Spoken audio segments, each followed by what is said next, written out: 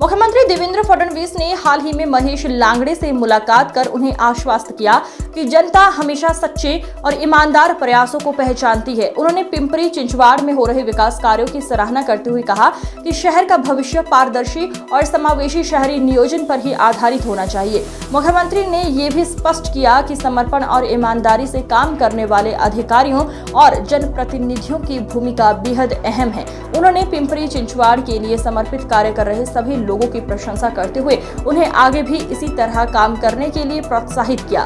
फडणवीस ने भरोसा जताया कि ईमानदार नेतृत्व और जनहित केंद्रित योजनाएं ही जनता का विश्वास जीतती है। सरकार का लक्ष्य सबका विकास और सबकी भागीदारी है। काम आम्ही करतो, श्रेय दुसरे नेतात। मी तुम्हाला महेश दादा एक गोष्ट निश्चितपणे सांगतो, ये पब्लिक है, ये सब जानती है। आपण दुसऱ्याचं श्रेय घेऊ शकत नाही आणि आपलं श्रेय दुसरा घेऊ शकत नाही। त्यामुळे तुम्ही चांगलं काम करता, ते काम करत राहायचं।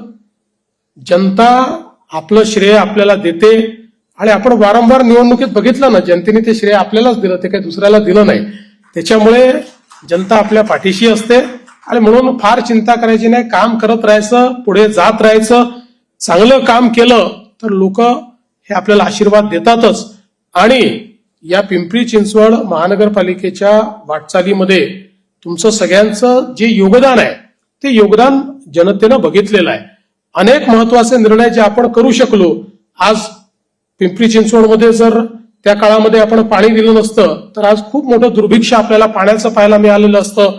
आज आपण बघितलं असेल तर टॅक्सचा मुद्दा असेल, वेगवेगळ्या प्रकारचे मुद्दे, हे आपण जेव्हा मुद्दे उद्भवले त्यावेळी आपण कधीही प्रेस्टिज इश्यू केला नाही। आता तुम्ही चिरोलीचं सांगितलं, त्या ठिकाणी आम्हाला काय म्हणतात त्याला टीपी नको, आपण तो स्थगित केला। तुमचं म्हणणं होतं की लोकांच्या मनात काही लोक कन्फ्युजन तयार करतायत, स्थगिती नको, तो रद्द केला पाहिजे। मी आताच या ठिकाणी आयुक्तांना सांगतो, रद्द करून टाका।